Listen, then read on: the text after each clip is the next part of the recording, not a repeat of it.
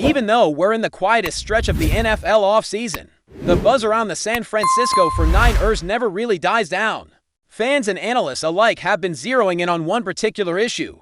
That's starting to raise eyebrows. Why? Hasn't second-round pick Alfred Collins signed his rookie contract yet? With less than 3 weeks remaining before training camp officially kicks off, his unsigned status stands out, and it's not just a 49ers problem across the entire league. Only the second-round picks have inked their deals so far this slow. Pace of contract signings among second-round selections has become a growing story. Drawing attention to the complexities behind rookie negotiations, take Jaden Higgins, the wide receiver from Iowa State picked early in the second round by Houston. The Texans really like what they see in Higgins. He combines size, speed, and a willingness to contribute in the run game. Qualities that make him a promising addition to a receiving corps that's still figuring things out.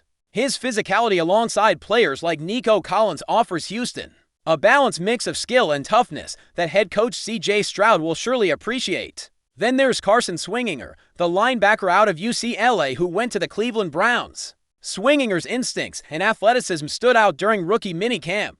Although a bit lighter in build, his ability to cover tight ends, running backs, and receivers fits the mold of the modern NFL linebacker perfectly. His football IQ was on display when he intercepted a pass in rookie minicamp, showcasing the kind of play diagnosis and anticipation teams crave. Turning back to the 49ers, training camp doesn't officially begin until July 22nd, but rookies will report a week earlier, on July 15th. The team is clearly counting on this rookie class to fill important roles on defense. Names like Mike Williams, Alfred Collins, C.J. West, Nick Martin, and Upton Stout represent the new wave of talent expected to contribute, if not start, under defensive coordinator Robert Saleh in the 2025 season. Right now, as of early July, there's no cause for panic regarding Alfred Collins' unsigned contract. However, time is ticking, and if the situation remains unresolved as the reporting date approaches, concerns will mount. Collins has had an unusual off-season. He didn't participate in the rookie minicamp and was sidelined during mandatory minicamp due to a lingering calf injury. At 6 feet 5 inches and 330 pounds, this massive defensive tackle is expected to be a key piece on the defensive line, but the injury has kept him behind schedule. The fact that he hasn't gotten reps yet and hasn't signed his contract adds to the unease. The 49ers will need him healthy and ready to contribute once camp starts. One major reason behind these delays in signing contracts for second-round picks across the league involves guaranteed money.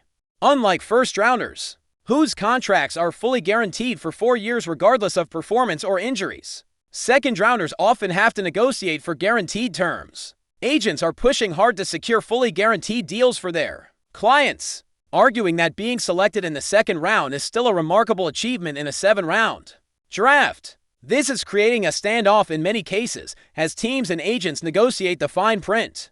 The logic behind agents' demands is understandable for first-round picks. The financial security is there from day one, even if their careers don't pan out, but second-rounders face more uncertainty and want similar guarantees to protect themselves from being cut after a short stint without earning the full contract value. For teams, guaranteed money paid early in the contract protects their salary cap, as they can release a player without dead cap penalties if performance or injuries become an issue. This financial tug-of-war has slowed down many second-round contracts, including Collins. Despite the contract limbo, it's important to remember that Collins' situation doesn't resemble the contentious holdouts we've seen in the past. Like the Shamar Stewart saga with Cincinnati, reports indicate that Collins remains in good spirits, eager to get back on the field. What's needed now is a swift resolution so he can join the team on day one of camp and start building chemistry and conditioning with his teammates. Looking at the bigger picture, the 49ers' decision to draft Collins reflects their desire to strengthen the defensive tackle position. If the team felt completely confident in their current defensive tackles Jordan Elliott, Kevin Givens, Kalia Davis, and Evan Anderson, they might not have reached for Collins in the draft, but they saw a need for youth, depth, and size up front. Elliott and Givens are veterans who mainly serve as backups now. Elliott known for his run defense and Givens for his occasional pass rush. Anderson, an undrafted free agent from last year, has shown flashes of explosiveness and quickness for his size, while Davis has struggled with injuries limiting his availability. The addition of Collins and another rookie, C.J. West, underscores the team's intent to revamp the defensive tackle rotation. When you see Collins and Mike Williams walk off the bus, their NFL-ready physiques jump out immediately. Collins stands out with massive length in his arms and wingspan, along with a frame that belongs in the top percentiles in size and weight. This team clearly prioritized bolstering their run defense during the draft process, and Collins is a central figure in that strategy. He's known for his quick feet despite his size, playing with consistency and toughness. During his 5-year college career at Texas, where he lined up alongside other NFL-caliber defensive tackles, Collins often was the one who dominated on the field. His tackle-to-miss tackle ratio last season was elite, with 55 tackles and only to missed attempts, a testament to his reliability. He also boasts a great motor and durability, having played 64 out of 65 games in college. Beyond tackling, Collins has shown a knack for breaking up passes at the line of scrimmage, defending 7 passes last year, a valuable skill for a defensive tackle in today's game. Still, there is some concern about the lingering calf injury he's dealing with. Injuries to soft tissue in the calf can be tricky, especially for a player his size, carrying over 330 pounds. We've seen in other sports how calf issues can lead to more severe problems down the line.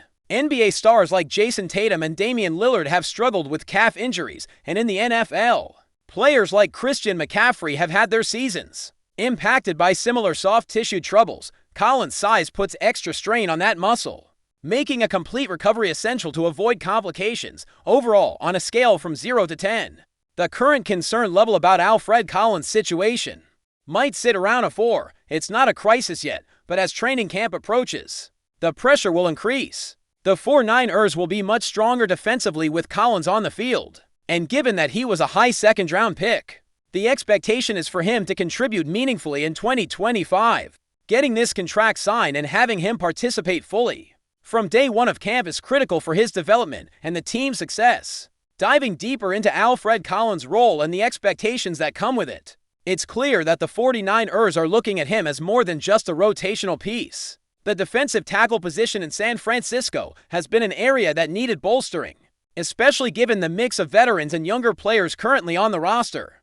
Jordan Elliott and Kevin Givens, while solid contributors, are no longer seen as the long-term answers. Elliott has proven to be a reliable run defender, but lacks the explosiveness to consistently disrupt opposing offenses.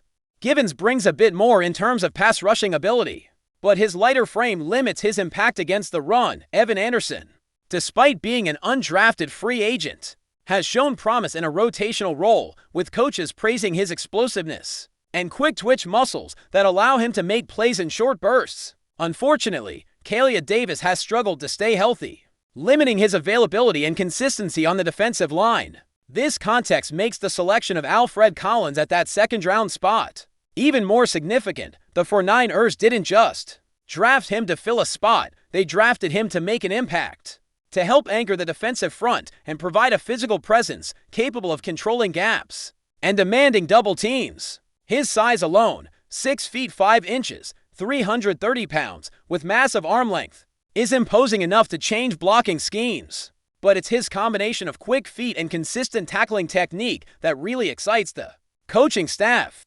During his time at Texas, Collins developed into a player known for his ability to stay disciplined in his assignments and make high-percentage tackles, which is crucial for a defensive tackle tasked with holding the point of attack. But before we dive in, don't forget to subscribe to 49ers Zone and hit the like button on this video. Your support helps us keep bringing you the latest updates on the San Francisco 49ers.